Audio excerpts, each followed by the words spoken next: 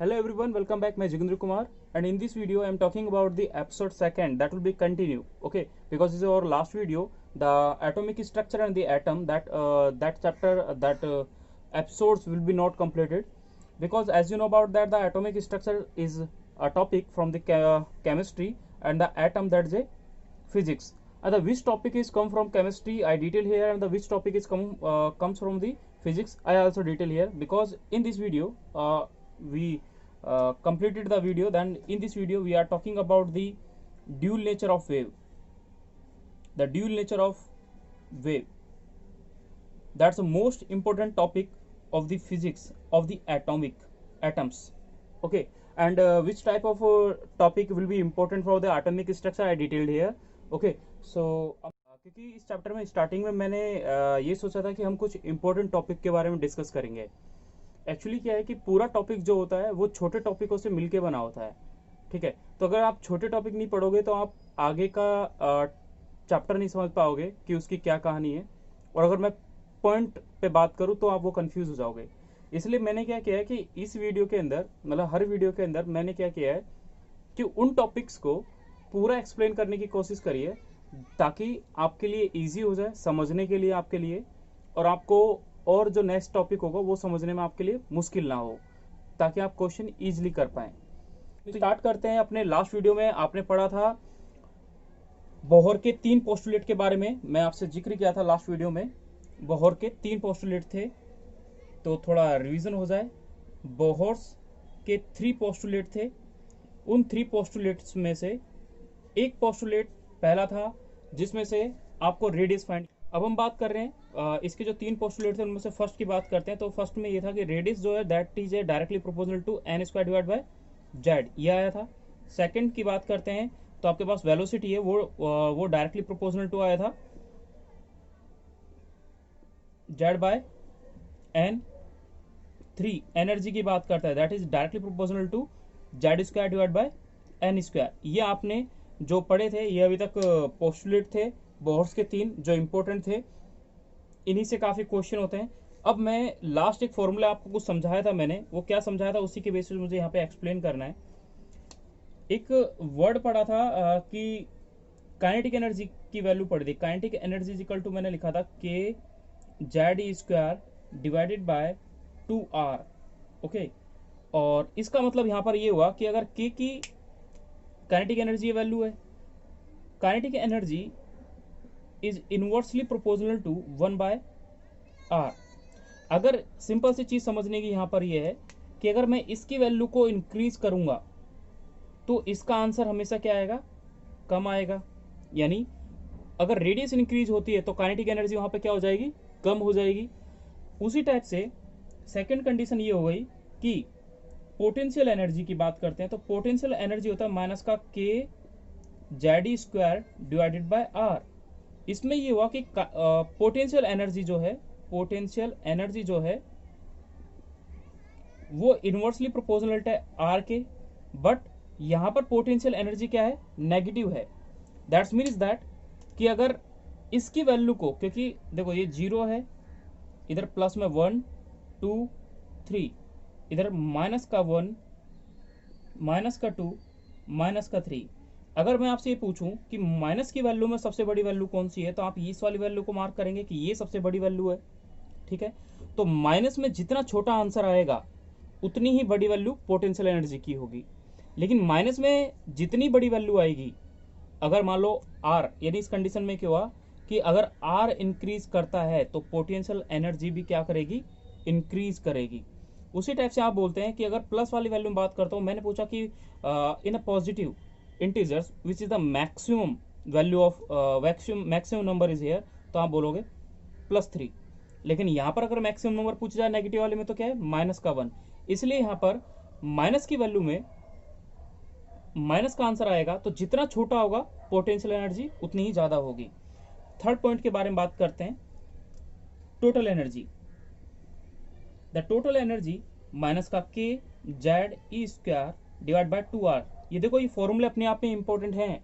Okay, ये तीनों के तीनों फॉर्मूले ये दोनों सेम है, बस साइन का डिफरेंस है और इसमें 2 का.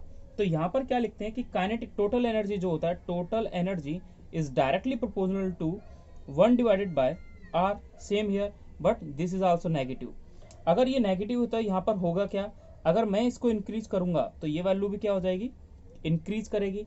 अब इन तीनों चीजों से आपने क्या चीज सीखी वो देखें कि एक पहली चीज तो ये कि total energy is equal to होता है potential energy divided by 2 is equal to होता है नेगेटिव ऑफ काइनेटिक एनर्जी। ठीक है, ये तीन फॉर्मूले की जो वैल्यू आपसे कभी भी इन दोनों को अगर कभी भी पूछे, इक्वलिटी में पूछे, तो आप इस तरीके से इसको याद रखेंगे। क्यों? क्योंकि ये क्वेश्चन अपने आप में है ना, तो इस क्वेश्चन को आप अपने दिमाग में रखें। अब इसको समझने के लिए इन्हीं क्वेश्चनों से, जैसे इसका एक फॉर्मूला पढ़ा था आपने, माइनस का 13.6 multiply z square divide by N square in electron volt. अभी जस्ट लिखता हूं मैं उसको और उसके बेसिस पे कुछ वैल्यू फाइंड करते हैं। तो उन फाइंड के बारे में इन तीनों की वैल्यू देखते हैं है क्या भाई। तो स्टार्ट करते हैं। पहला हाइड्रोजन एटम के रिस्पेक्ट में, किसके रिस्पेक्ट में, हाइड्रोजन एटम है पहली चीज। अब हाइड्रोजन एटम के रिस्पेक्ट में हम बात कर रहे हैं, तो पहली चीज इसने क्या बोला, मैंने यहां लिख दिया n इज इक्वल टू 1। ठीक है, n की वैल्यू 1 के इक्वल पुट कर देते हैं, n इज इक्वल टू 1, पहली चीज। ठीक है, दूसरा यहां पर लिखा मैंने, ऊपर लिखते हैं total energy, kinetic energy, potential energy, ये तीन चीज मैंने लिख दी यहां पर। अब एक फॉर्मूला है, उस फॉर्मूले से हम हर चीज को कैलकुलेट करते हैं। तो आपने पढ़ा था कि टोटल एनर्जी का जो फॉर्मूला होता है वो फॉर्मूला था माइनस का 13.6 into Z square divide by N square electron volt per atom. ये फॉर्मूला आपको रट लेना है दोस्तों, क्योंकि ये बहुत ज्यादा ही इंपॉर्टेंट है और इसी फॉर्मूले से आप एनर्जी के मैक्सिमम क्वेश्चन को करेंगे। यानी क्या, टोटल एनर्जी का जो फॉर्मूला है उसी को अभी लास्ट में आपने लिखा था कि टोटल एनर्जी जो होती है वो इक्वल होती है किसके, पोटेंशियल एनर्जी के हाफ के, और वो इक्वल होती है किसके, काइनेटिक एनर्जी के। यानी क्या, अगर मैंने आपसे ये पूछा कि इसी क्वेश्चन से आपने निकाली किसकी वैल्यू, टोटल एनर्जी की, और मैंने पूछा कि पोटेंशियल एनर्जी कितनी होगी, तो आप इसको इससे क्या करेंगे, मल्टीप्लाई कर देंगे। अगर टोटल एनर्जी जितनी आंसर आएगा उतनी ही क्या होती है, काइनेटिक एनर्जी होती है। ये नेगेटिव है, सॉरी, यानी इस वैल्यू को ध्यान रखें कि total energy is equal to negative sign of kinetic energy, ये वैल्यू हो गई। यानी मैं किसी भी क्वेश्चन में आपको ये पूछ ले जाए कि पोटेंशियल एनर्जी क्या है, तो आप क्या करेंगे, पहले टोटल एनर्जी निकालेंगे, टोटल एनर्जी निकालेंगे और उसको 2 से मल्टीप्लाई कर देंगे। तो टोटल एनर्जी को 2 से मल्टीप्लाई करेंगे तो किसकी वैल्यू आ जाएगी, पोटेंशियल एनर्जी की वैल्यू आ जाएगी। यानी इन दोनों को इक्वल कर दिया, इसको हटा दो, इन दोनों को इक्वल करो, इसकी वैल्यू आपने निकाल ली, फिर इसको इससे मल्टीप्लाई कर देंगे, पोटेंशियल एनर्जी की वैल्यू आ जाएगी। अगर क्वेश्चन में ये पूछे कि what is the kinetic energy of that, तो आप क्या करेंगे, काइनेटिक एनर्जी हमेशा पॉजिटिव होती है, काइनेटिक एनर्जी हमेशा क्या होती है, पॉजिटिव होती है। इसका आंसर आप निकालें, किस में आएगा, नेगेटिव में आएगा। नेगेटिव नेगेटिव दोनों को जब इक्वल करेंगे, जो वैल्यू आएगी वो वैल्यू क्या आ जाएगी, पॉजिटिव में आ जाएगी। ठीक है, तो इसका मतलब ये हुआ कि आप किसी भी क्वेश्चन में इस फॉर्मूले से इन तीनों की वैल्यू को फाइंड आउट कर सकते हो, जो कि बहुत इंपॉर्टेंट क्वेश्चन बनता है यहां से। ठीक है, तो आपको इसके बेसिस पे कुछ एनर्जी निकालते हैं। जैसे तीनों की एनर्जी, मैं 2-3 लेवल पे जाऊंगा, ऑर्बिट में जाऊंगा, 2-3 ऑर्बिट से आगे हम नहीं पढ़ेंगे। तो फॉर्मूला माइनस का 13.6 है। जैसे मैं एक टोटल एनर्जी का एक करके दिखा देता हूँ। माइनस का 13.6 into Z square divide by N square. Hydrogen की बात करते हो, हाइड्रोजन का 1 होता है जेड, उसका square divide by first orbit की बात कर रहा हूँ तो 1 का स्क्वायर, तो Z square divide by N square. तो वैल्यू कितनी आती है, माइनस का 13.6। तो अगर मैंने टोटल एनर्जी पूछी आपसे, तो आप टोटल एनर्जी कितनी बताएंगे। टोटल एनर्जी मैंने पूछी कि फर्स्ट ऑर्बिट के अंदर कितने है, ये फर्स्ट ऑर्बिट है, ये क्या है, ऑर्बिट है, फर्स्ट ऑर्बिट, या जिनको सेल भी बोला जाता है। तो फर्स्ट ऑर्बिट में अगर मैंने आपसे पूछी कि what is the total energy, तो आप ऐसे निकालेंगे, तो वो वैल्यू कितनी आ जाएगी, माइनस का 13.6 इलेक्ट्रॉन वोल्ट। ठीक है, electron volt per atom value हो जाएगी। मैंने काइनेटिक एनर्जी पूछी, तो काइनेटिक एनर्जी, अब आप वही पढ़ रहे हो formula, total energy equal to potential energy is divided by 2 is equal to minus का काइनेटिक एनर्जी। अगर मैंने काइनेटिक एनर्जी पूछी तो काइनेटिक एनर्जी नेगेटिव साइन के साथ, सॉरी मैंने हमेशा बोला कि काइनेटिक एनर्जी हमेशा क्या होती है, पॉजिटिव होती है। तो इस वैल्यू को नेगेटिव के साथ, यानी माइनस का 13.6 electron volt is equal to minus का काइनेटिक एनर्जी, तो माइनस से माइनस कट गया, तो इसका आंसर हमेशा प्लस में, काइनेटिक एनर्जी हमेशा पॉजिटिव होती है, इस चीज को ध्यान रखें। तो इसका आंसर हो जाएगा 13.6 इलेक्ट्रॉन वोल्ट। दूसरा, अगर मुझे पोटेंशियल एनर्जी निकालनी है तो मैं इसको इससे मल्टीप्लाई कर दूं और इसकी वैल्यू आ जाएगी, यानी माइनस का 13.6 इलेक्ट्रॉन वोल्ट को मल्टीप्लाई कर दूं किससे, 2 से, तो 2 मल्टीप्लाई माइनस का 13.6 इंटू इलेक्ट्रॉन वोल्ट, ये वैल्यू आपके पास आ गई। तो पहला ऑर्बिट के अंदर क्या एनर्जी होती है, कौन कौन सी एनर्जी, मैंने टोटल एनर्जी पूछी तो आप ऐसे बताएंगे, काइनेटिक एनर्जी पूछी तो आप ऐसे बताएंगे, पोटेंशियल एनर्जी पूछी तो आप ये बताएंगे। अब हम बात करते हैं N is equal to second orbit की। हम 3 ऑर्बिट तक क्वेश्चन करेंगे, वो मतलब बताऊंगा मैं, उससे आगे आप समझ ही जाओगे। अब वही same formula, total energy is equal to value होती है माइनस का 13.6 into N square divide by Z square divide by N square. अब ऑर्बिट यहाँ पर 2 आ गया, ऑर्बिट 2 आ गया, हाइड्रोजन के लिए बात कर रहे हैं तो हाइड्रोजन का तो 1 हो जाएगा, तो माइनस का 13.6 डिवाइड बाय मल्टीप्लाई 1 का स्क्वायर इज डिवाइडेड बाय 2 का square, that's mean is the 4, तो माइनस का 13.6 is divided by 4, this value is equal to minus का 3.4 इलेक्ट्रॉन वोल्ट पर एटम। तो ये वैल्यू इसकी है, यानी मैंने पूछा टोटल एनर्जी की वैल्यू कितनी हुई सेकंड ऑर्बिट में, तो आप बोलोगे माइनस का 3.4 इलेक्ट्रॉन वोल्ट। अगर पोटेंशियल एनर्जी काइनेटिक एनर्जी पूछी तो काइनेटिक एनर्जी हमेशा क्या होती है, ये क्वेश्चन आ चुका है बीएमटी में, मैं अभी बोल रहा हूँ, नीट में क्वेश्चन आ चुका है इस टाइप से, तो ये वैल्यू प्लस में लिख कर देंगे सिर्फ इसको। मान लो किसी क्वेश्चन में अगर आपको क्वेश्चन आ जाए और उस क्वेश्चन में आपको टोटल एनर्जी दे रखी हो, तो आप कुछ ना करें, उस टोटल एनर्जी को क्या कर दे, बस वो माइनस में लिखी होगी, काइनेटिक एनर्जी पूछेगा तो उसको प्लस में कर देंगे, और टोटल एनर्जी फिर भी दे रखी है तो आप उसको 2 से मल्टीप्लाई करेंगे with negative sign, then potential energy you find it. Okay, तो इसकी वैल्यू करेंगे तो माइनस के साइन के साथ multiply 2 multiply 3.4 electron volt, this is your answer. Okay, तो ये सेकंड हो गया इस टाइप से। अगर थर्ड ऑर्बिट में जाएगा तो आप 3 वैल्यू पुट करेंगे, यानी अगर मैं n is equal to 3 value put करूं तो क्या होगा, तो सेम क्वेश्चन वही, total energy is equal to minus का 13.6 into Z square divide by N square. इस क्वेश्चन से आप इसको सॉल्व करेंगे तो आपके पास इसकी जो वैल्यू आएगी वो फाइनली वैल्यू आएगी माइनस का 1.51 प्लस का 1.51। टोटल एनर्जी और काइनेटिक एनर्जी इक्वल होती है, बट साइन ये माइनस में होती है और ये किस में होती है, प्लस में, और इसी को किससे मल्टीप्लाई कर देंगे,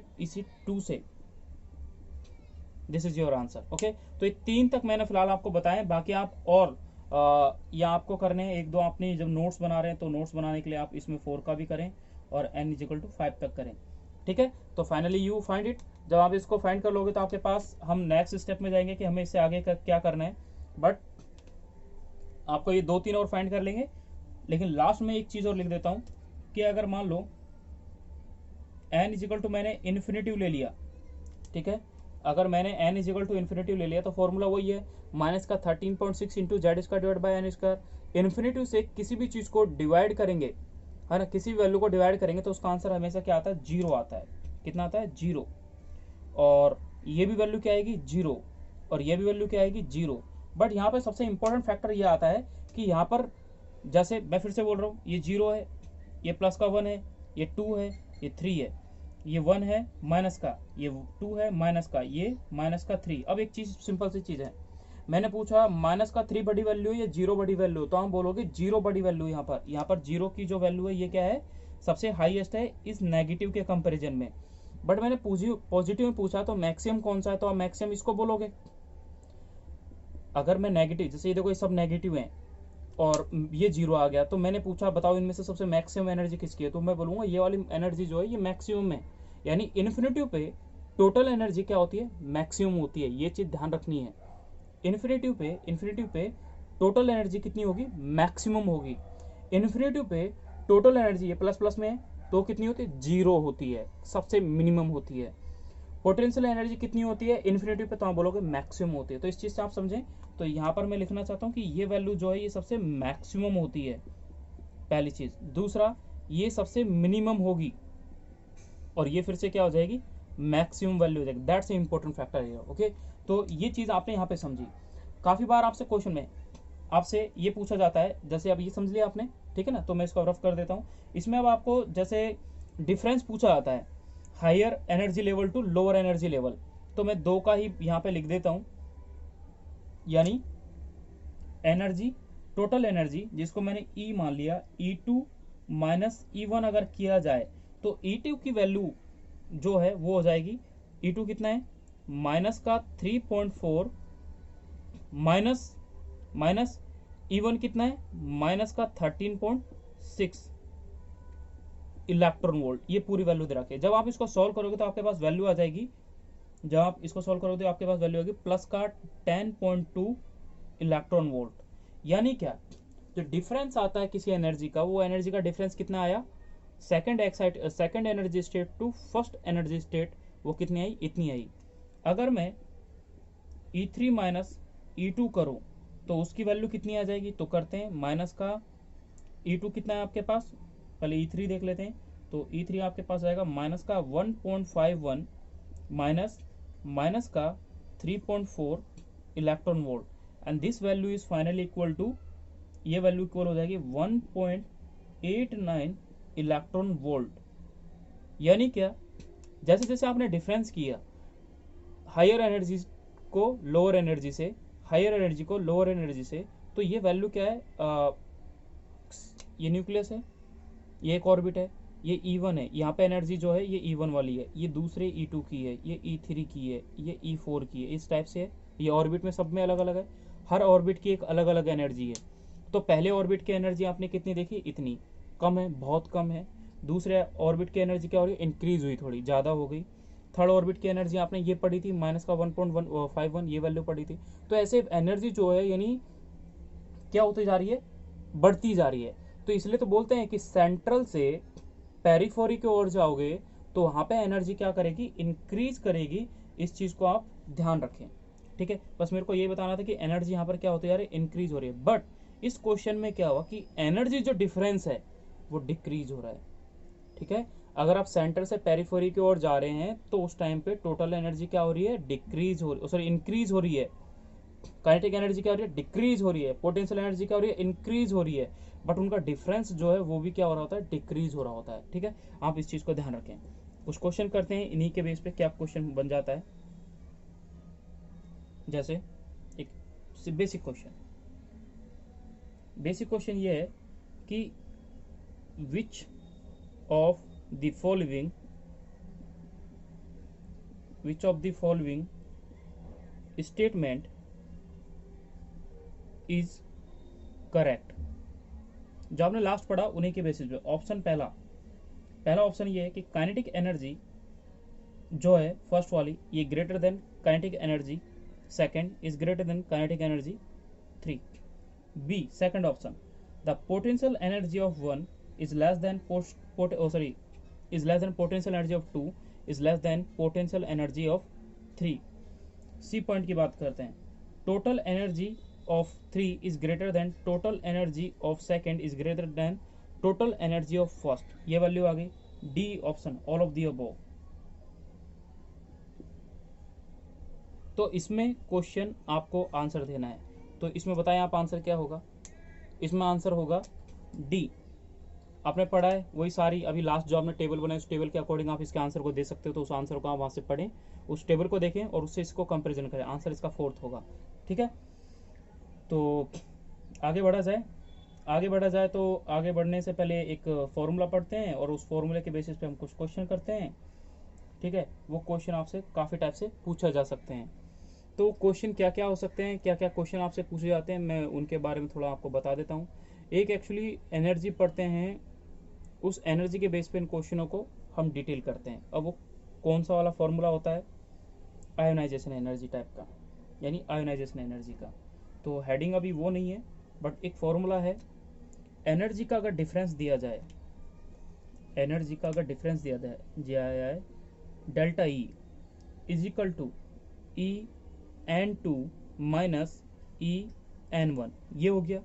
इसमें से मैंने लिखा माइनस का 13.6 into Z square divide by N square electron volt, ये 1 है, ये भी 1 है। माइनस का, फिर माइनस के साइन के साथ माइनस का 13.6 Z 2 square divide by N 2 square, this value is this in electron volt. ये फॉर्मूला आया। माइनस 13.6 इधर भी है, माइनस का 13.6 इधर भी है, लेकिन ये तो Z1 है और ये Z2 है, इसलिए ये कॉमन नहीं आएंगे। जो सेम वैल्यू है उसको मैं क्या करूंगा, कॉमन ले लूंगा। कॉमन मतलब बाहर ले लिया 13.6 और एक ब्रैकेट लगाया बड़े वाला, इस टाइप से कुछ, ठीक है। तो -13.6।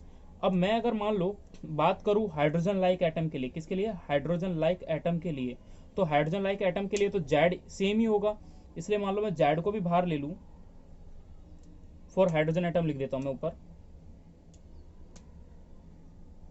Hydrogen atom. तो हाइड्रोजन एटम होगा तो वहां पर ये सेम रहेगा, ठीक है। तो ये वैल्यू क्या आ जाएगी, जेड स्क्वायर क्या आ जाएगा, बाहर आ जाएगा, ब्रैकेट 1 डिवाइडेड बाय n1 का square minus 1 divide by n2 का स्क्वायर। दोस्तों ये जो फॉर्मूला है ना, ये अपने आप में बहुत इंपॉर्टेंट है, इससे पीएमटी में काफ़ी क्वेश्चन बनते हैं, यानी ये चेंज इन एनर्जी का फॉर्मूला है, मार्क करें इसको, ये फॉर्मूला बहुत इंपॉर्टेंट है अपने आप में, ठीक है। इससे काफ़ी क्वेश्चन बनते हैं, क्या बनते हैं वो क्वेश्चन कराता हूँ आपको, है ना। तो क्वेश्चन करते हैं, तो फॉर्मूला आप थोड़ा लिख लें अपनी कॉपी में और स्टार्ट करते हैं पहले क्वेश्चन की ओर। पहला क्वेश्चन मैंने आपसे पूछा,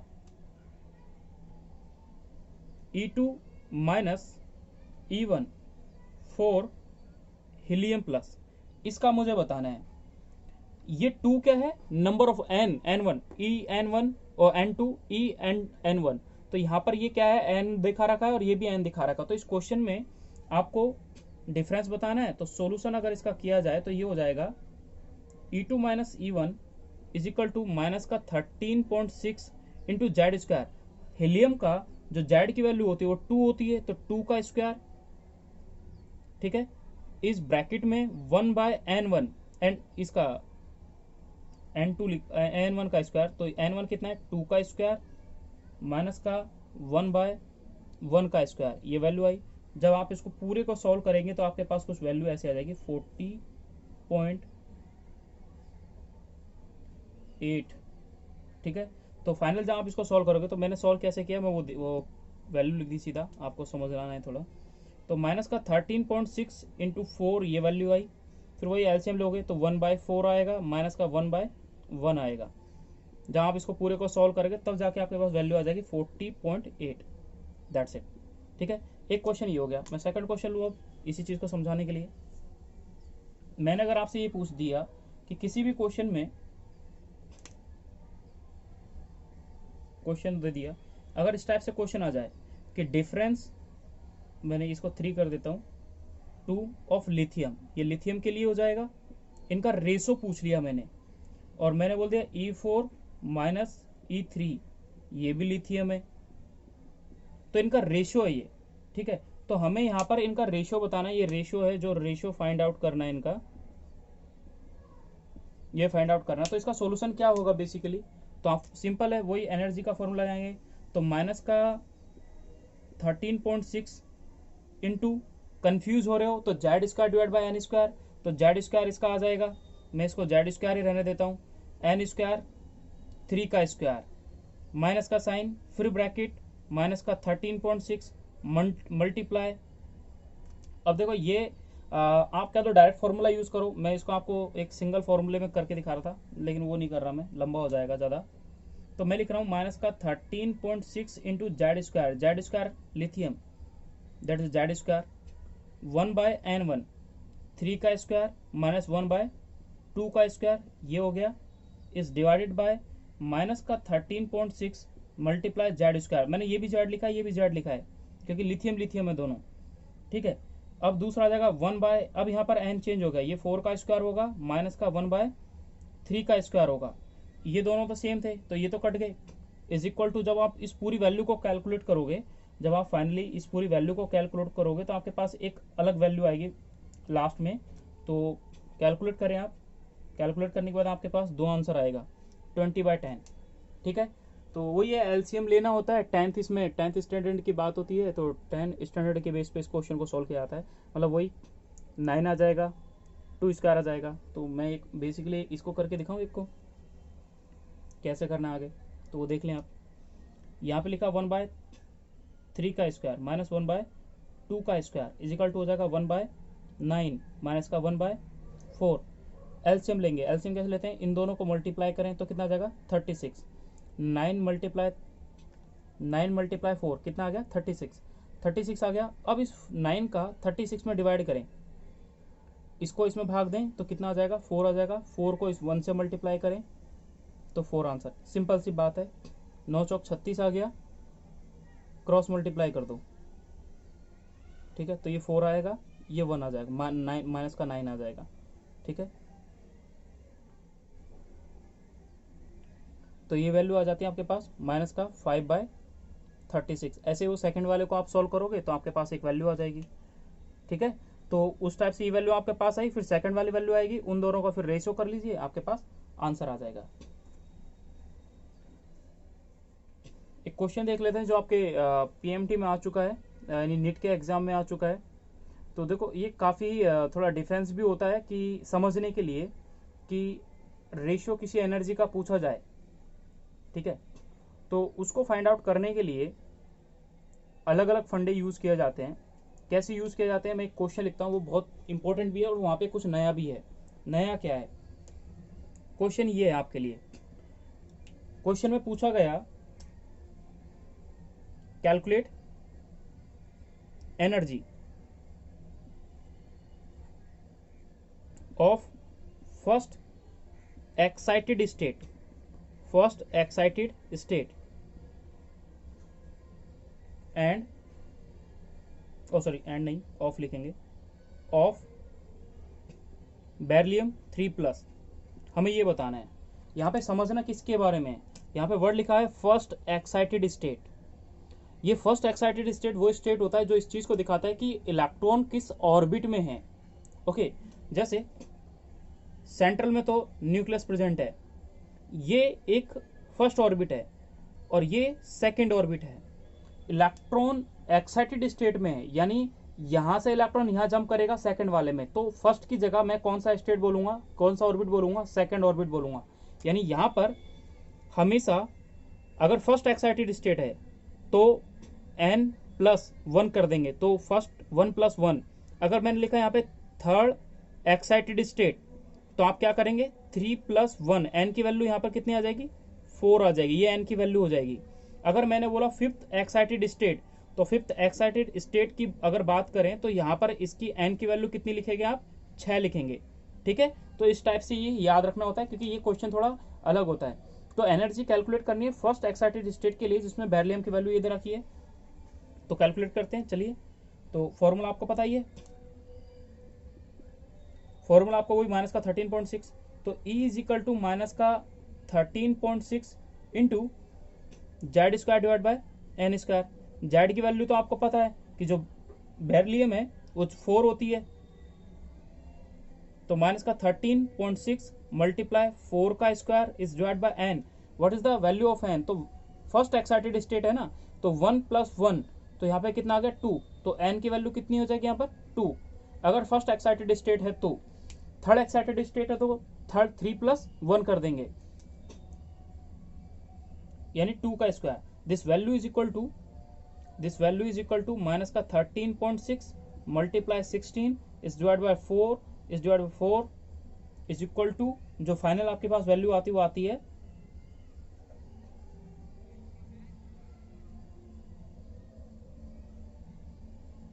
ये वैल्यू आ जाएगी आपके पास, ठीक है, इलेक्ट्रॉन वोल्ट। तो आप इस टाइप से, ये थोड़ा अलग था तो इस चीज से आपको इसके बारे में याद रखना है। आपके नीट के पेपर में जो क्वेश्चन आया था वो क्या आया था वो देख लेते हैं आप। क्वेश्चन फॉर नीट के लिए इसी टॉपिक से, तो वो क्या था, if energy of second orbit of hydrogen is minus का 328 kilojoule per mole, then calculate energy of fourth orbit. Fourth orbit मतलब क्या, एन की वैल्यू दे दी। अब यहाँ पर कोई एक्साइटेड वर्ड यूज नहीं किया गया है, ठीक है। तो सबसे पहली चीज तो ये आपका नेट का क्वेश्चन है जिसको पहले पीएमटी AIPMT कहा जाता था, all India pre medical test. AIPMT दोनों एक ही है, ठीक है। तो इसमें क्या हो जाएगा, इसका सॉल्यूशन करते हैं। तो सॉल्यूशन इसका बेसिकली क्या होगा, एनर्जी का किलो जूल में फॉर्मूला दे रखा है, ठीक है। तो किलो जूल पर मोल में अगर इसका फॉर्मूला रहेगा तो इसकी वैल्यू होती है माइनस का फॉर्मूला यूज करते हैं यहाँ पे 1312 into Z square divide by N square kilo joule per mole. ये सबसे इजी फॉर्मूला है, सबसे इजी फॉर्मूला है किलो जूल का। 13 12 12 13 14 15 16 गिनती होते हैं ना, तो 12 13। तो इससे आप बेसिकली इसको याद रखेंगे। अब इस फॉर्मूले में आपको दे दिया, ये एक फॉर्मूला दे रखा है। पहले इसने बोला कि आपको एनर्जी किसकी दे रखी है, if energy of second orbit of hydrogen is this, find किसकी करनी है, calculate energy of fourth orbit. तो फोर्थ ऑर्बिट, सेकेंड ऑर्बिट में तो कौन है, हाइड्रोजन है। फोर्थ ऑर्बिट में कौन है, कोई एक अदर एटम है जिसकी एन की वैल्यू 4 है। तो माइनस का 1312 इंटू जेड स्क्वायर, ये तो सारी वैल्यू कट जाएगी, जैसे लिख ही देते हैं हम, आप कंफ्यूज ना हो जाए। जेड की स्क्वायर हाइड्रोजन के लिए क्या है, 1 का स्क्वायर, एन की वैल्यू क्या है यहाँ पे 2, तो 2 का square is divided bye minus का 1312 मल्टीप्लाई 1 की ये हमें पता नहीं है, लेकिन यहाँ पर जो एटम है वो एटम भी क्या है यहाँ पे सेम है, वो एटम क्या है, हाइड्रोजन है। यहाँ पर भी जो एटम लिया गया, यानी calculate the energy of first orbit में इसकी है, तो ये बोल रहा है कि फोर्थ ऑर्बिट में इस हाइड्रोजन की एनर्जी कितनी होगी, तो 1 का square is divide by fourth orbit का स्क्वायर। तो ये वैल्यू क्या होगी, ये तो कट गई, इसको आप सॉल्व करेंगे तो ये 4 ऊपर चले जाएगा, तो यानी 16 इज डिवाइडेड बाय 4, 4 से इसको डिवाइड करेंगे आंसर 4 आ जाएगा। इसने पूछी है इस ये E4 वाली वैल्यू, तो E4 पूरा करते हैं, कंफ्यूज ना हो जाए। E2 is divide by E4 is equal to 4, ये से ऊपर मल्टीप्लाई होगा और ये वैल्यू कुछ ऐसी आ जाएगी, E2 is equal to 4 multiply E4। अब E4 वहीं रहेगा और इसको डिवाइड में भेज देंगे, क्योंकि मल्टीप्लाई वाली संख्या हमेशा कहाँ जाती है, डिवाइड में जाती है। तो E4 की वैल्यू कितनी आ जाएगी, E2 की वैल्यू कितनी दे रखी है, माइनस का 328 divide by 4। Now you solve it, आपके पास जो आंसर आएगा, तो आंसर आ जाएगा आपके पास जो फाइनल आएगा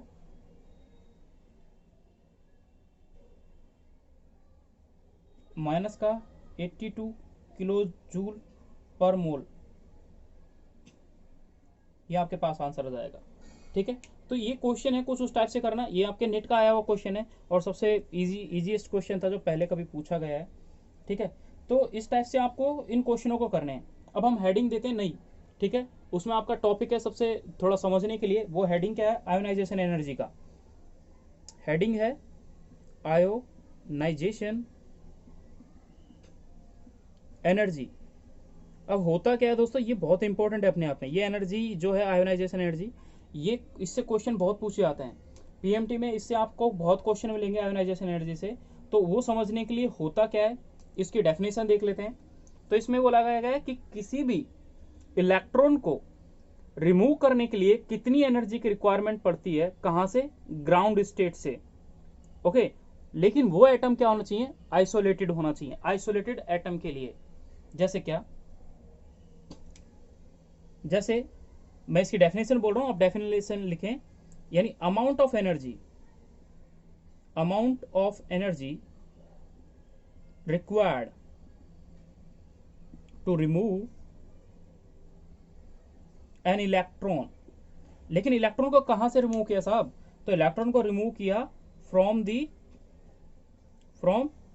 ग्राउंड स्टेट। इंपॉर्टेंट है, आगे मैं एक दूसरी एनर्जी पढ़ाऊंगा तो वहां से ग्राउंड स्टेट से नहीं किया जाता, वहां पे एनर्जी को रिमूव, सॉरी वहां पे इलेक्ट्रॉन को रिमूव किया जाता है इन्फिनिटी से। तो यहाँ पे ग्राउंड स्टेट से इलेक्ट्रॉन को रिमूव करना, यानी क्या, okay, state of an isolated atom, कोई आइसोलेटेड एटम के लिए। ये आपने डेफिनेशन लिख ली, समझे क्या हुआ, यानी क्या कि एक सोडियम है, सपोज करो ये क्या है, सॉलिड है, ठीक है, पहले इस सॉलिड एटम को गैस में कन्वर्ट किया जाएगा, यानी इसको ग्राउंड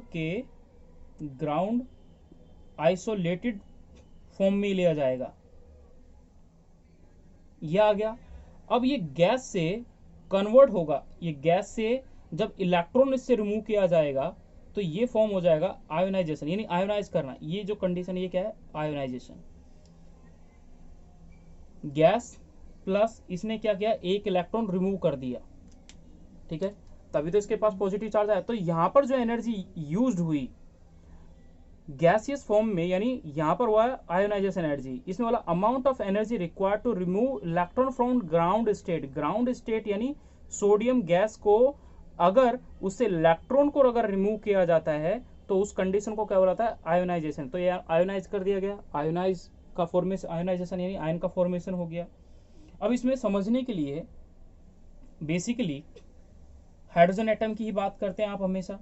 तो हाइड्रोजन एटम के लिए क्या बात होगी तो वो देख लेते हैं। हाइड्रोजन एटम, हाइड्रोजन एटम के लिए ionization energy is equal to E infinitive minus E first orbit. Final, अब हमेशा एक वर्ड याद रखना इंपॉर्टेंट है समझने के लिए, ये जो अब लिख रहा हूं मैं, कि इन्फिनिटिव पे आपने लास्ट में देखा था कि जो पोटेंशियल एनर्जी, काइनेटिक एनर्जी है ना, टोटल एनर्जी वो क्या थी इन्फिनिटिव पे, वो जीरो होती है। जीरो माइनस का 13.6 E1 पे ये वाली वैल्यू आपने पढ़ी है, तो इसकी वैल्यू आ जाएगी 13, क्या लिख रहे हैं, 13.6 इलेक्ट्रॉन वोल्ट। आयोनाइजेशन एनर्जी आ गई किसके लिए, हाइड्रोजन एटम के लिए। फाइनल से अगर उसको फर्स्ट ग्राउंड स्टेट पे अगर लाया जाता है तो, यानी ग्राउंड स्टेट से अगर उस इलेक्ट्रॉन को रिमूव करके इन्फिनिटी पहुंचाया जाता है तो उसके लिए इतनी एनर्जी की रिक्वायरमेंट होती है। अब इस चीज से आपने क्या समझा, इस चीज से आपने ये समझा, ये जो आपको वैल्यू आई है इससे ये समझा कि अगर ये वैल्यू, जैसे मैंने ये पूछा कि ये कोई सरफेस है, ये कोई एक मेटल सरफेस है, मैंने बोला ये आयरन का एक कोई सरफेस है, ठीक है, आयरन है Fe।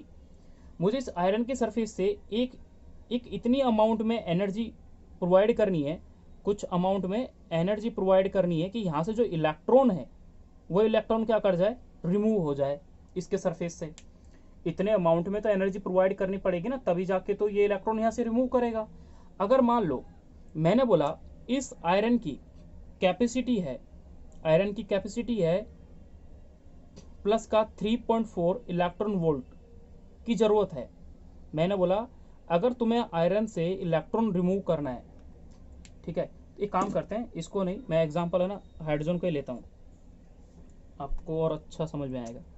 ये एक मेटल है, हाइड्रोजन एक अलग अलग फॉर्म में पाया जा रहा है, मैं हाइड्रोजन, ये हाइड्रोजन बोल दिया मैंने।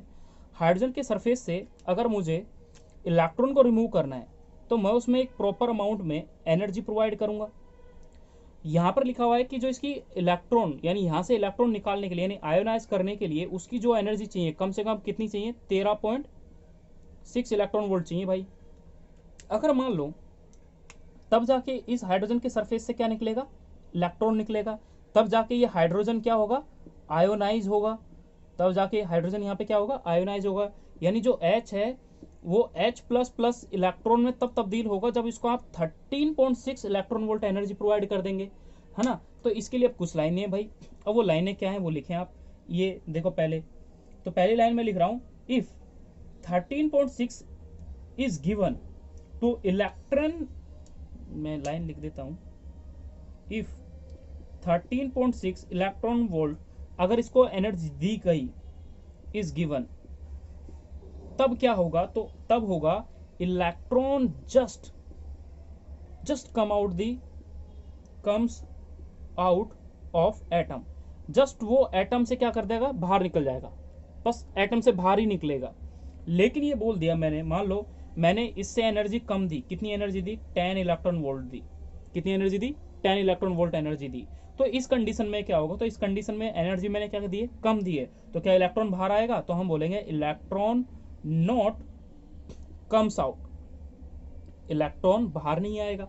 तो पहला important point, second important point समझने के लिए इंपॉर्टेंट पॉइंट है, वैसे इंपॉर्टेंट पॉइंट आपको आगे बहुत सारे आएंगे।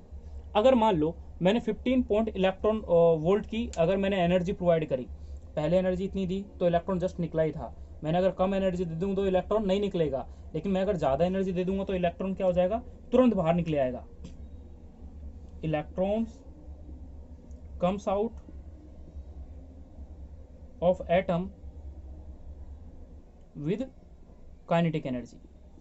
kinetic energy इसे जो होती है वो सबसे क्या बोलते हैं, हाईएस्ट होती है। अब इसमें इसकी जो वैल्यू आ जाएगी, हाईएस्ट मतलब क्या कि पॉजिटिव में होती है, इसलिए तो यहाँ पर जो वैल्यू आ जाएगी वो आ जाएगी 15 माइनस का 13.6, है ना, इतने में से इसको घटाएंगे तब जाके इसकी वैल्यू कितनी आ जाएगी 1.4 इलेक्ट्रॉन वोल्ट। ये आपके पास आंसर आया। ठीक है, अब इसको छोड़े आप नीट के क्वेश्चन पे आ जाएंगे। ठीक है, इस आयनाइजेशन एनर्जी से क्वेश्चन पूछा जा चुका है। वो क्वेश्चन क्या था, मैं क्वेश्चन लिख देता हूं आपके लिए। क्वेश्चन है इससे एक, तो क्वेश्चन ये था, if 13.6 electron volt is needed, इतने इलेक्ट्रॉन, ये नीट का क्वेश्चन है दोस्तों, याद रखें नीट में क्वेश्चन आ चुका है। ठीक है, तो वो क्या है, तो वो देखें, नीट में क्वेश्चन आया तो इसमें बताया कि 13.6 electron volt is needed to form H+ बनाने के, यानी इलेक्ट्रॉन निकालने के लिए। तो आयोनाइज करेंगे भाई, इलेक्ट्रॉन निकलेगा तभी तो आयोनाइज होगा। From H, then find amount of energy required to form lithium plus from lithium। ये हो गया। अब सिंपल सी चीज है, अब आप इस चीज के लिए क्या करेंगे कि आपको आयनाइजेशन एनर्जी वो डिवाइड कर देंगे, फॉर्मूला आपको पता है। सॉल्यूशन ये हो जाएगा कि इतनी एनर्जी दे रखी है किसके लिए, H+ के लिए, यानी आयोनाइजेशन के लिए, और एक एनर्जी किसके लिए पूछ रहा है, लिथियम के, इससे इसको कन्वर्ट होने के लिए। यानी मैंने बोला, क्वेश्चन ने ये बोला H प्लस इलेक्ट्रॉन को रिमूव करने के लिए जो एनर्जी रिक्वायरमेंट हुई, वो रिक्वायरमेंट हुई 13.6 इलेक्ट्रॉन वोल्ट। फिर इसने पूछा लिथियम प्लस, यानी इससे इलेक्ट्रॉन आयोनाइज करने के लिए कितनी एनर्जी की रिक्वायरमेंट है, तो वो हमें फाइंड आउट करनी है। तो उसके लिए सिंपल फॉर्मूला आपको पता है कि आयोनाइजेशन एनर्जी का जो फॉर्मूला है, वो फॉर्मूला क्या है, यहाँ पर N1 की वैल्यू हाइड्रोजन के लिए वो कितनी है, 1 है, और लिथियम के लिए N की वैल्यू कितनी है, 2 है। ये यहाँ पे क्वेश्चन में लिखना है हमें, क्वेश्चन में ये वैल्यू को आप लिख ले कि N1 हाइड्रोजन की वैल्यू ये है और लिथियम की वैल्यू ये हो गई। अब ionization of hydrogen is equal to ionization energy of क्या हो जाएगा, lithium, is equal to E1 divide by, यानी hydrogen is divide by E2। ये वैल्यू हो गई। अब हाइड्रोजन के लिए आपको वैल्यू दे रखी है, क्वेश्चन आगे कर रहे हैं हम, माइनस का 13.6 is divide by ionization energy of lithium. Hydrogen के लिए माइनस का 13.6 divide by Z² divide by N², तो उससे वैल्यू से डिवाइड करेंगे, तो यहाँ पे Z² 1 का स्क्वायर इज डिवाइड बाय 1 का square divide by Z, hydrogen, helium, lithium 3 होता है, तो 3 का square is divided by N का स्क्वायर, यानी 2 का square. This value is equal to आती है आपके पास, ये वैल्यू आ जाती है 4 is divide bye 9। Now you can find out the value of that question, that is a, इस वैल्यू को आप इक्वल करें इस वैल्यू के, ओके, तो आपके पास किसकी एनर्जी आ जाएगी, इसकी वैल्यू आ जाएगी, और आप इजीली इसको कैलकुलेट कर सकते हो। तो ये बेसिक आइडिया था कि कैसे आप किसी भी एनर्जी को इक्वल करेंगे, और इक्वल करने के बाद आप उसकी एनर्जी को इजी से उसको फाइंड आउट कर सकते हो।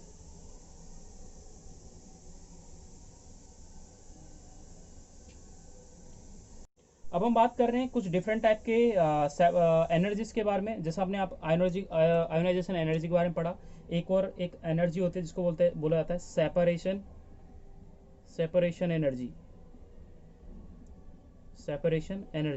इसकी डेफिनेशन, बस डेफिनेशन क्या है कि किसी भी अमाउंट ऑफ एनर्जी की रिक्वायरमेंट होती है इलेक्ट्रॉन को रिमूव करने के लिए from its excited state. Ionization energy कहाँ से पढ़ी थी आपने, ग्राउंड स्टेट। तो यहाँ पर इलेक्ट्रॉन को रिमूव किया जाता है फ्रॉम द एक्साइटेड स्टेट से अगर इलेक्ट्रॉन रिमूव करना है, then this is called separation energy. Okay, इस चीज को आप लिख लें। दूसरा, जैसे एक और चीज और करते हैं, एक्साइटेशन एनर्जी, जो आपने जस्ट अभी समझा रहा था मैं आपको, एक्साइटेड, ये वाली एक्साइटेशन एनर्जी, ये क्या होती है साहब, वो देख लें आप। तो ये एनर्जी वो एनर्जी होती है जिसमें क्या होती है, अमाउंट ऑफ एनर्जी की रिक्वायरमेंट होती है, अमाउंट ऑफ एनर्जी, इसमें सेम डेफिनेशन हुई, amount of energy required to remove an electron from the excited state. इसमें amount of energy is required to excite an electron from ground to higher ground state to higher energy level, higher energy level तक transfer करने के लिए इस energy का use किया जाता है। अब ये बात हमने यहीं पे कर ली। अब हम कुछ डिफरेंट टाइप के स्पेक्ट्रा है जिनके बारे में मैं हल्का हल्का हिंट करूंगा आपको। तो पहला एक स्पेक्ट्रा होता है जिसको बोलते हैं इलेक्ट्रोमैग्नेटिक स्पेक्ट्रम। इंपॉर्टेंट नहीं है, मैं नहीं बता रहा, लेकिन होता क्या है वो चीज़ देखें। ये डिफरेंट टाइप के होते हैं और वो इंपॉर्टेंट होते हैं। बेसिक तो यही है कि what is electromagnetic spectrum. Electromagnetic spectrum जो होता है ये डिफरेंट टाइप का होता है। इसी को समझें आप, इसी के बेसिस पे क्या होता है spectra. That's mean is that spectra, इसका मतलब होता है अपीयरेंस, अपीयर करना, अपीयरेंस यानी कोई चीज अपीयर करना। अब वो कैसे अपीयर करेगी वो चीज देखें। सपोज करो मैंने ये कोई एक लाइट है, एक बीम ऑफ लाइट है, ये कोई सोर्स है एनर्जी का, मैंने इसको इस स्लिट से पास किया तो यहाँ से कुछ ना कुछ ये पास करेंगी। पास करने के बाद मैंने यहाँ पे एक प्रिज्म लगा दिया तो ये इस प्रिज्म से होके पास होती हैं। ये क्या है, प्रिज्म है, इस प्रिज्म से होके पास होंगे। इसके सामने मैंने एक डिस्प्ले लगा दी, एक स्क्रीन लगा दी। क्या लगा दी, एक स्क्रीन लगा दी। ये क्या है, एक स्क्रीन है। तो होता क्या है इस कंडीशन में कि जब ये लाइट यानी ये सोर्स से जब लाइट यहाँ से पास करेगी, किससे, इस प्रिज्म से, व्हाइट लाइट जो है, ये व्हाइट लाइट जो है इस प्रिज्म से पास होती हुई जाएगी तो ये डिफरेंट कलर में स्प्लिट कर जाएगी, यानी 7 कलर में। That's a VIBGYOR.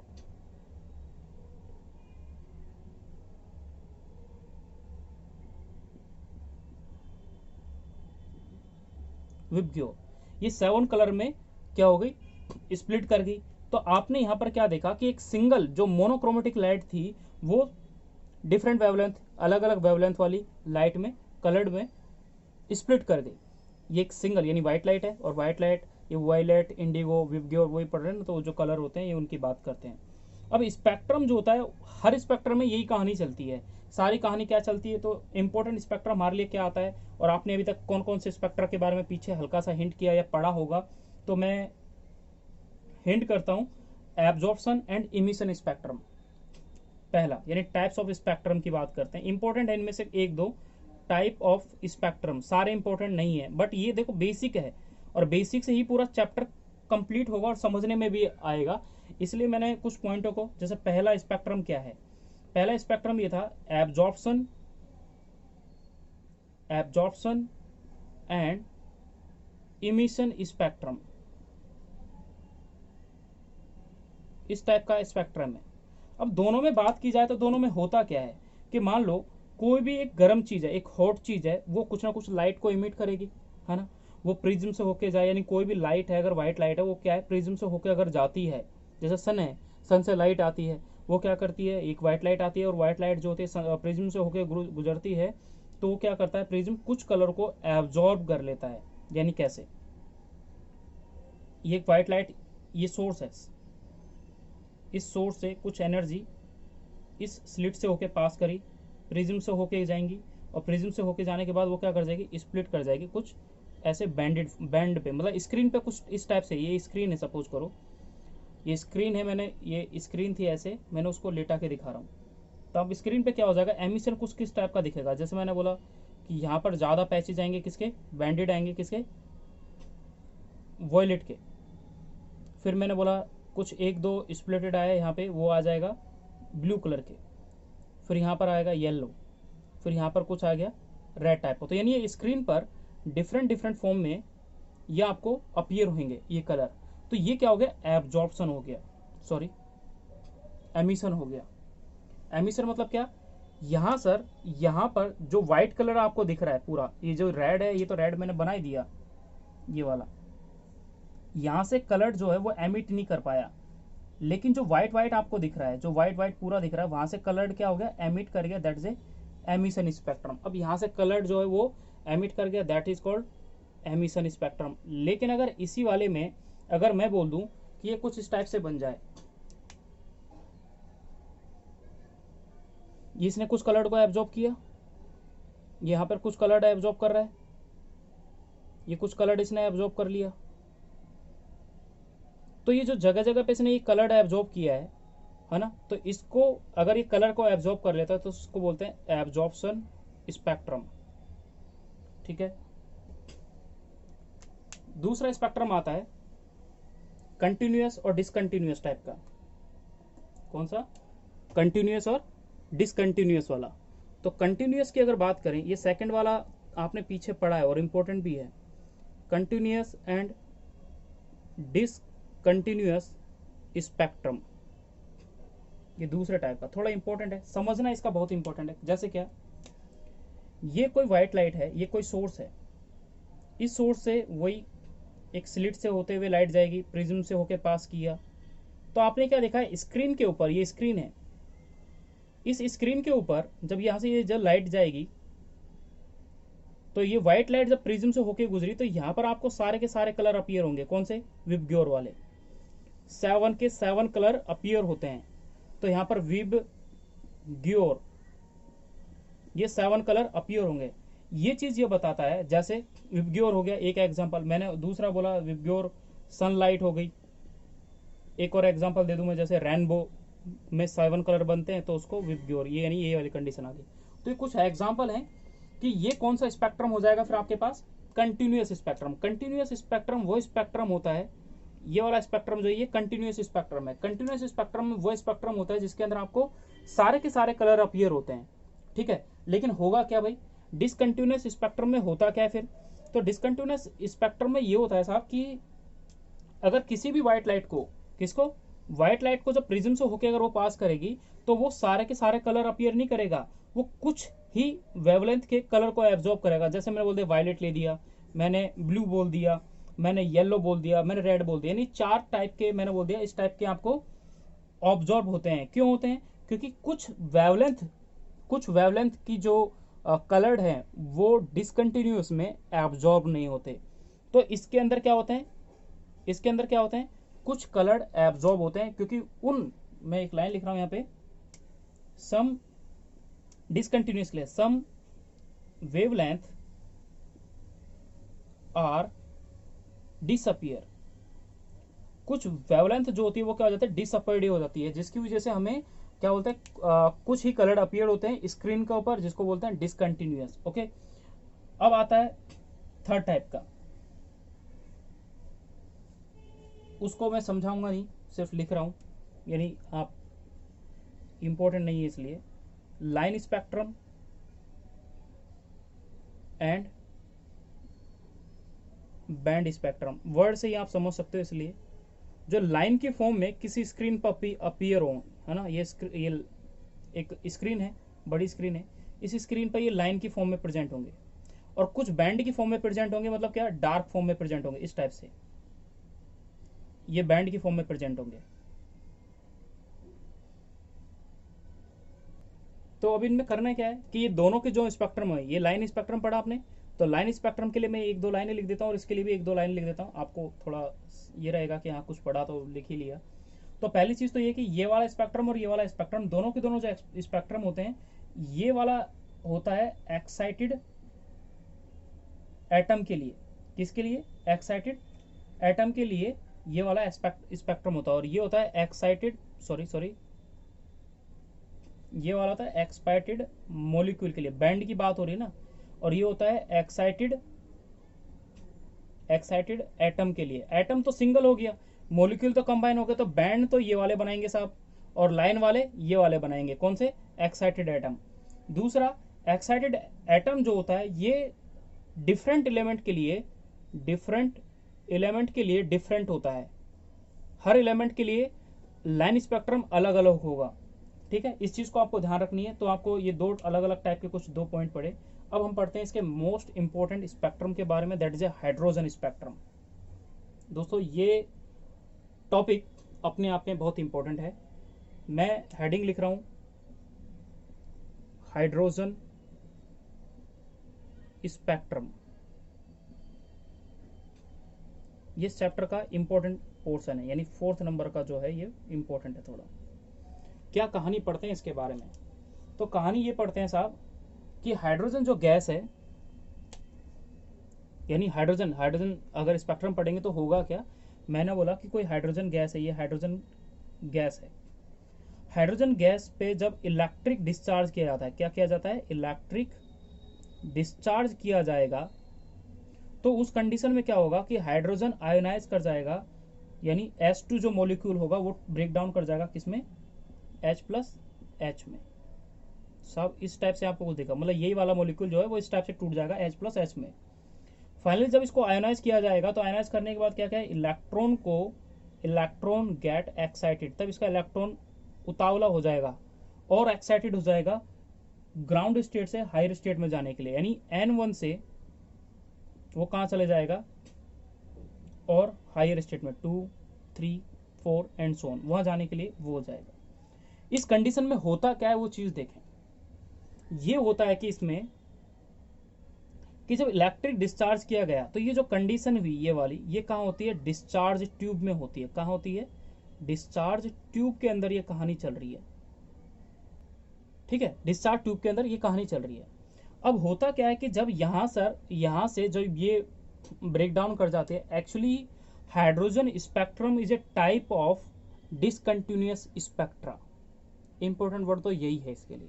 तो हाइड्रोजन स्पेक्ट्रा जो है वो क्या है, एक डिसकंटिन्यूअस टाइप का स्पेक्ट्रा था। तो इसमें होता क्या है, तो मैं वो चीज़ फिर से एक एक्सप्लेन कर देता हूँ कि जब ये डिस्चार्ज ट्यूब से मूव करता है तो इससे जो इसके बाद जो रेज निकलेंगी उनको कहाँ ट्रांसफर किया गया, प्रिज्म के पास। अब इससे जो रेज है वो प्रिज्म से होके पास करेंगे, तो प्रिज्म से होके जब पास करेंगे तो वो स्प्लिट कर जाएंगी किसमें, डिफरेंट कलर में। किसमें, डिफरेंट कलर में स्प्लिट कर जाएंगी, और वहां पर आपको सिर्फ 4 कलर ही एब्जॉर्ब होंगे। और वो 4 कलर कौन कौन से हैं, मैंने बोल दिया, जैसे रेड, ग्रीन, ब्लू, वॉयलेट। ये बैंड हैं किसके, हाइड्रोजन स्पेक्ट्रा के। हाइड्रोजन स्पेक्ट्रा जो आपको लिखा हुआ है ये क्या है, एक डिसकंटिन्यूअस, इंपॉर्टेंट वर्ड तो यही है, डिसकंटिन्यूअस स्पेक्ट्रम होता है।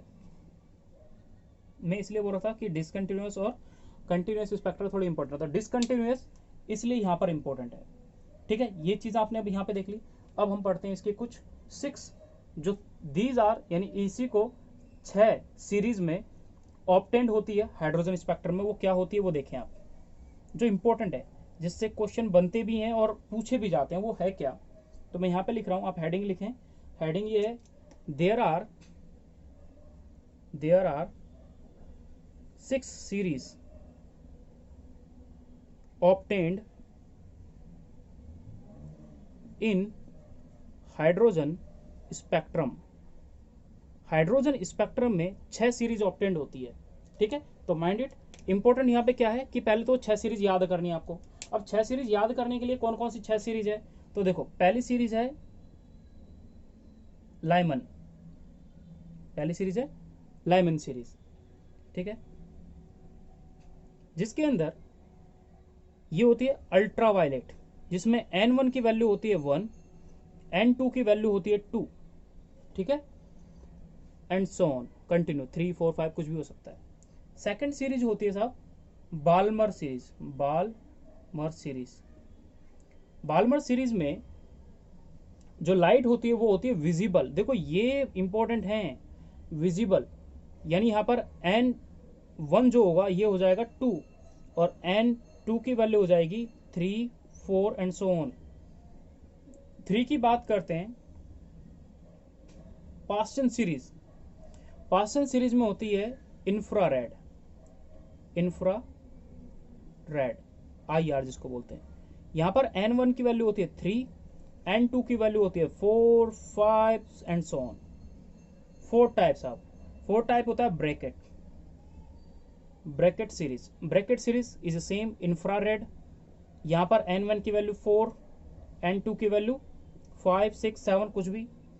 5 की बात करते हैं, पी फंड सीरीज, इसमें भी क्या होती है, इंफ्रारेड होती है। इसमें भी क्या है, इंफ्रारेड होती है। यहां पर N1 की वैल्यू कितनी हो जाएगी 5, N2 की वैल्यू कितनी हो जाएगी 6, 7 एंड सो ऑन। ये हो गया। Last one that is 6, that is Humphry series. इसमें भी क्या होता है, इंफ्रारेड होती है। क्या होती है, इंफ्रारेड होती है। तो N1 इज इक्वल टू होते हैं 6 और N2 इज इक्वल टू हो जाएगी 7, 8 एंड सो ऑन। इंपॉर्टेंट आपके लिए ये है कि आपको ये चीजें याद रखनी है कि किस लाइट में कौन सी सीरीज विजिबल होती है। तो आप बोलेंगे कि अल्ट्रावायलेट में लाइमन सीरीज विजिबल होती है।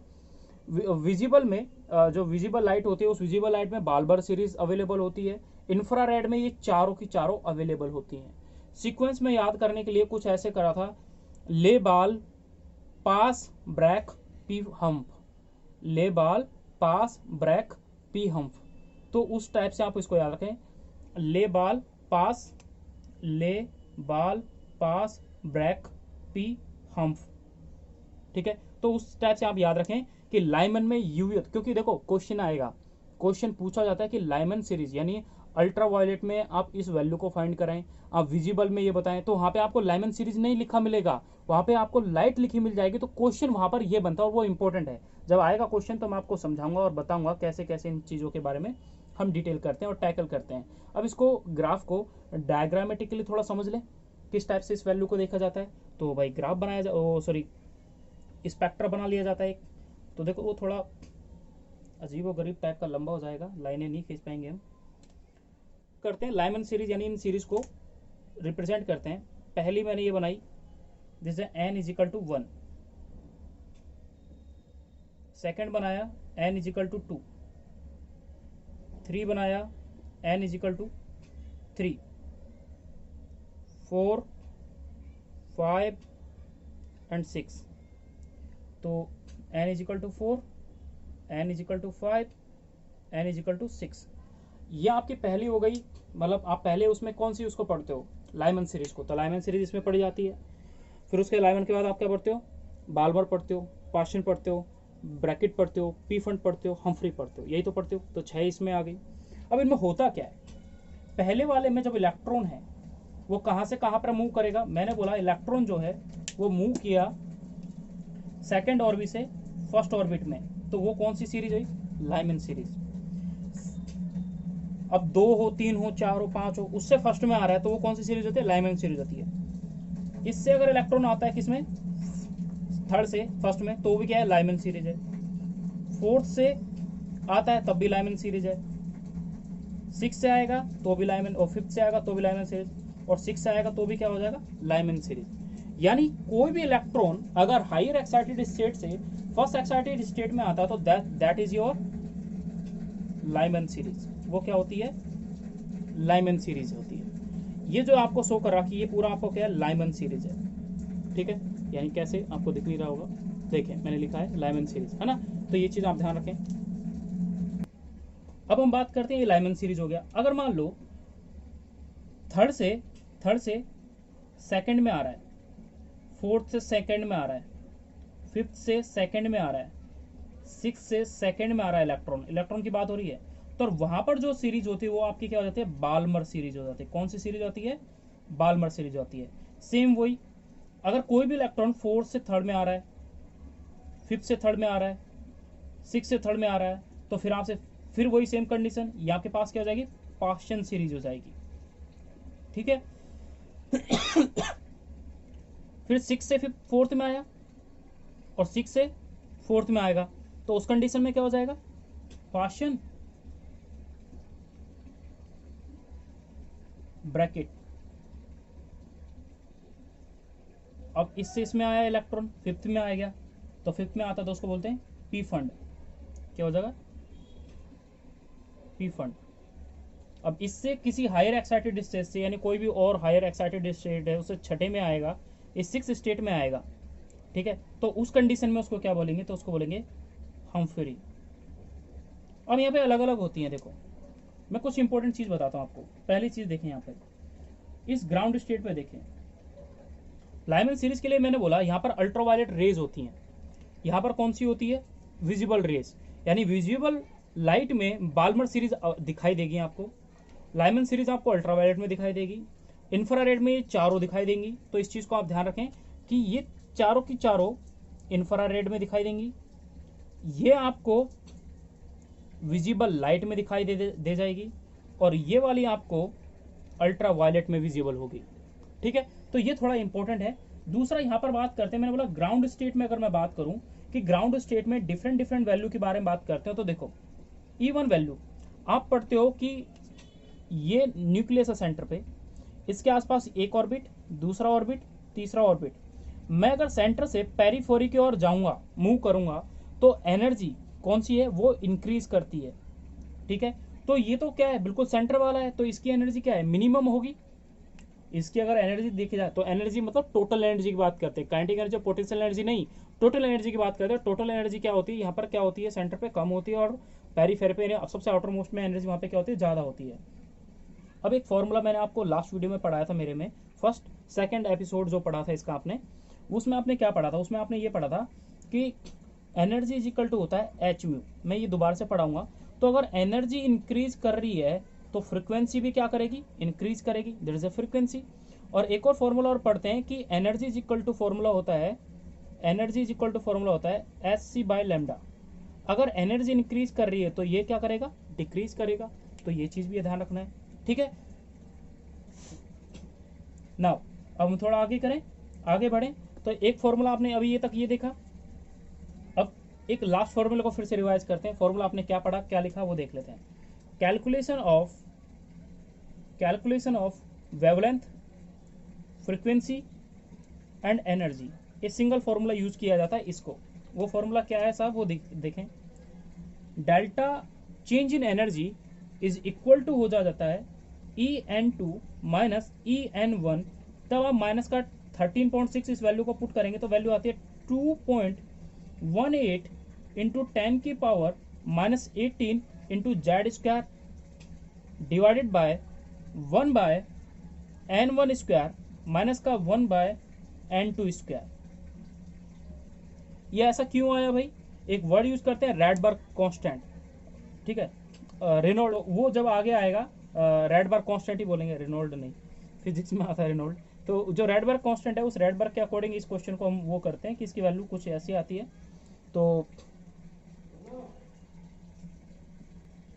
तो आपने ये एक फॉर्मूला पढ़ा, जो एनर्जी के आप डिफरेंट फॉर्मूले पढ़ते हो, अलग अलग फॉर्मूले होते हैं ना एनर्जी के।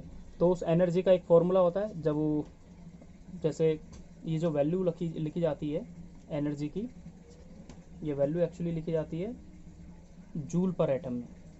जूल पर एटम का फॉर्मूला होता है एनर्जी का, जब ये वैल्यू आप पुट करते हो तो ये जूल पर एटम के अकॉर्डिंग ये फॉर्मूला बना है। ठीक है, आप इलेक्ट्रॉन वोल्ट, अगर इलेक्ट्रॉन वोल्ट में बनाना चाहते हो, इलेक्ट्रॉन वोल्ट पर वोल्ट बनाना चाहते हो, वो आ जाएगा आपका 13.6 के फॉर्म में आ जाएगा। ठीक है, अभी इसको हटा देते हैं, मतलब ये याद रखें, ये जूल पर एटम में ये फॉर्मूला मैंने बनाया। अब एक चीज आ गया, अब आपको पता है change in energy is equal to एक फॉर्मूला ये भी होता है भाई एच म्यू। तो मैं इसकी जगह ये भी लिख सकता हूँ, इसकी जगह एक और फॉर्मूला होता है एस सी बाय लैम्डा।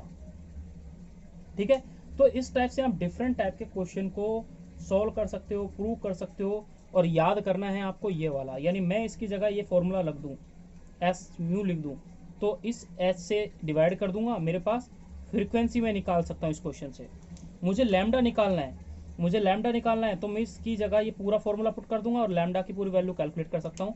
तो कुछ एक फॉर्मूला बनता है जिसको बोलते हैं रिनॉल्ड वाला, वो क्या बनता है, तो वहाँ पे फ्रीक्वेंसी का फॉर्मूला यहाँ पे क्या बनेगा वो देख लें, और वेवलेंथ का, यानी ये फॉर्मूला बनेगा frequency is equal to 1 by lambda is equal to R Z square is divided by 1 by N1 square minus का 1 बाय N2 का स्क्वायर।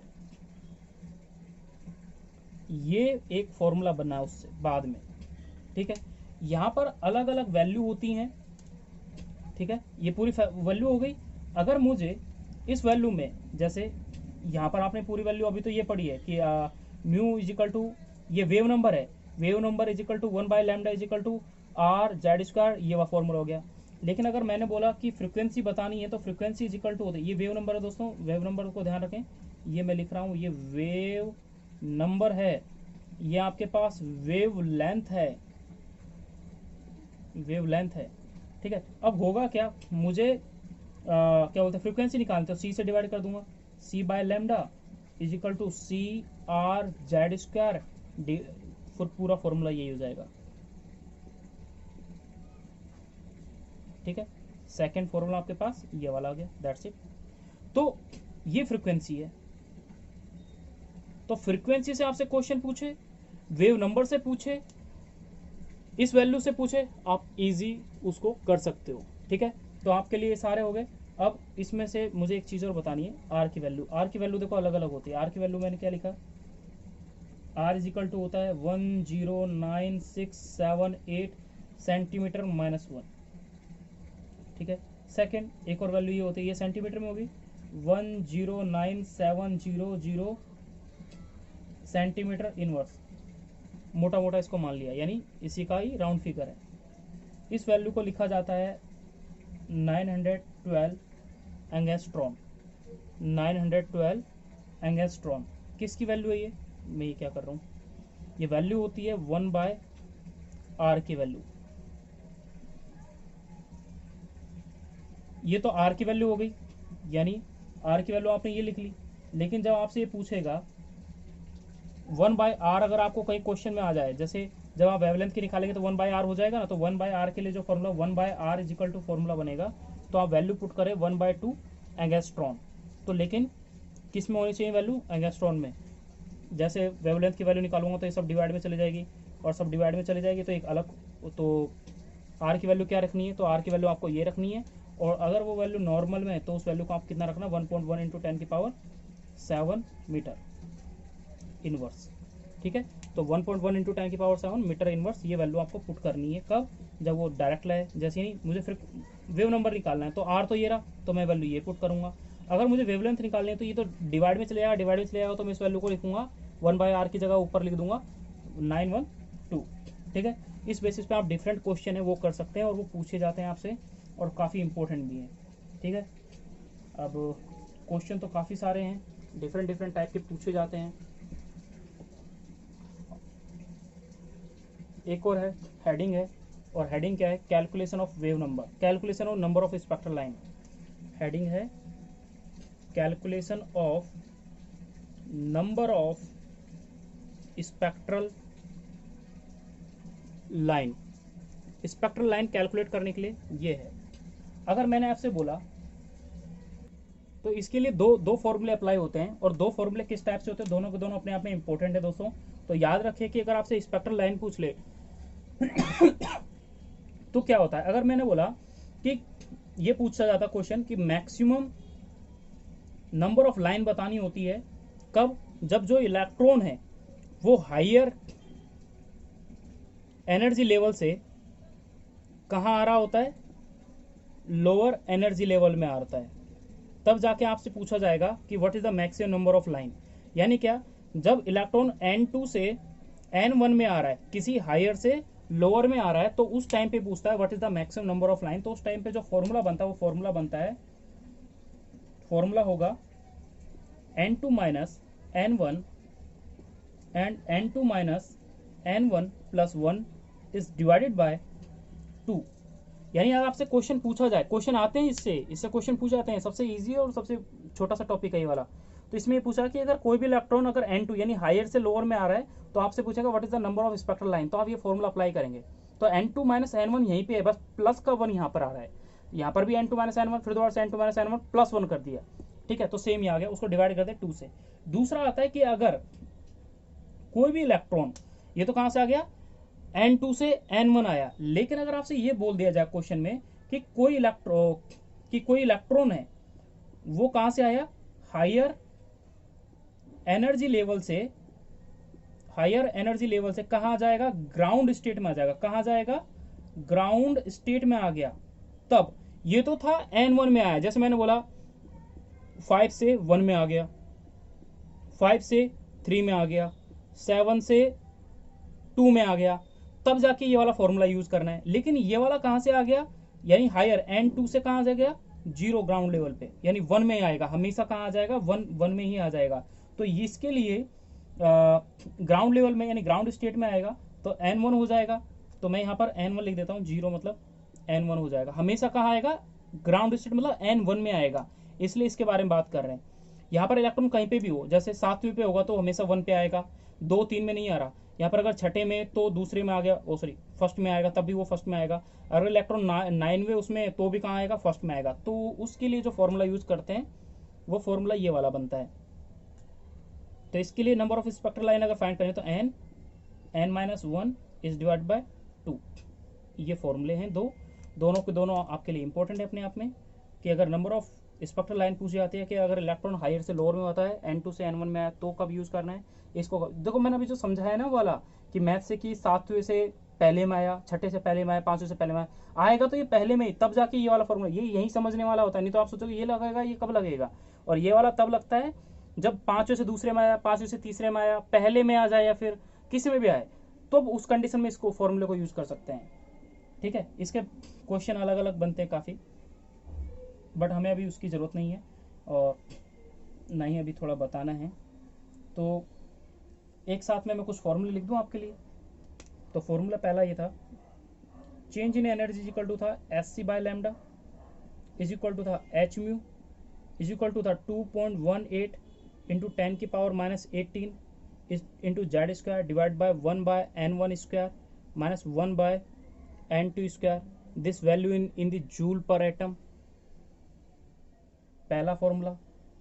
दूसरा, wave number is equal to, you know about that 1 by lambda, if I replace 1 by lambda then wave number की value आ जाती है। तो उसके लिए जो फॉर्मूला बनेगा R Z square divide by 1 by n1 square minus 1 by n2 square. As you know about that the R is your Rydberg constant, ठीक है, इंपॉर्टेंट है, इसके बारे में पढ़ा है। तो थर्ड जो फॉर्मूला बनेगा, wave is equal to frequency is equal to C by lambda is equal to C R, बस इसे सी से मल्टीप्लाई करता, C R Z square divide by 1 by n1 square minus 1 by n2 square. Fourth point की बात करते हैं, number of spectral line. Spectral line कब, जब इलेक्ट्रॉन हायर से लोअर में आ रहा है, ग्राउंड में नहीं आ रहा, तब बोल रहे हैं n2 minus n1, n2 minus n1, लेकिन प्लस का 1 और कर दिया बस, डिवाइड बाय 2।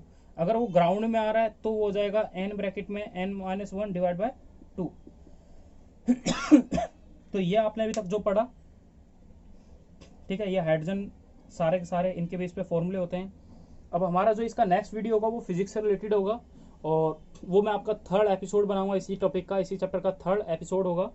उसमें आप फिजिक्स से रिलेटेड क्वेश्चन पढ़ोगे, फिजिक्स से रिलेटेड मैं क्वेश्चन भी बताऊंगा, और टॉपिक भी आपका फिजिक्स से रिलेटेड होगा और बहुत ही इंपॉर्टेंट है, ठीक है। और उसके बाद सेकंड मोस्ट इंपॉर्टेंट टॉपिक आएगा केमिस्ट्री का, that is a quantum number, okay, जिससे हर साल क्वेश्चन आएगा और पूछा जाता है। क्वांटम नंबर से हर साल आपको क्वेश्चन मिलेगा, ठीक है दोस्तों। तो वीडियो आप शेयर करें जितना कर सकें, लाइक करें, कमेंट करें अपने डाउट को, और अगर आपको ज़्यादा वो है तो आप, चैनल है मेरा, फेसबुक पेज है मेरा जे कुमार बायोलॉजी क्लासेस के नाम से फेसबुक पेज है मेरा, उस पेज पे आप अपने किसी भी डाउट को पूछ सकते हैं, ठीक है। दूसरा एक और नाम से है, जोगेंद्र नागर के नाम से है, वहाँ पर आप मुझे कमेंट कर सकते हैं किसी भी चीज़ की क्वेरी के लिए। अगर आपकी कोई क्वेरी है किसी भी क्वेश्चन से रिगार्डिंग, तो आप वहाँ से मुझसे अपना डाउट पूछ सकते हैं। कोई भी चीज़ है किसी भी चीज़ से रिलेटेड, तो आप मुझसे वहाँ पे कंफर्म कर सकते हैं। तो अपना प्यार बनाए रखें। Thank you for watching video and love you all.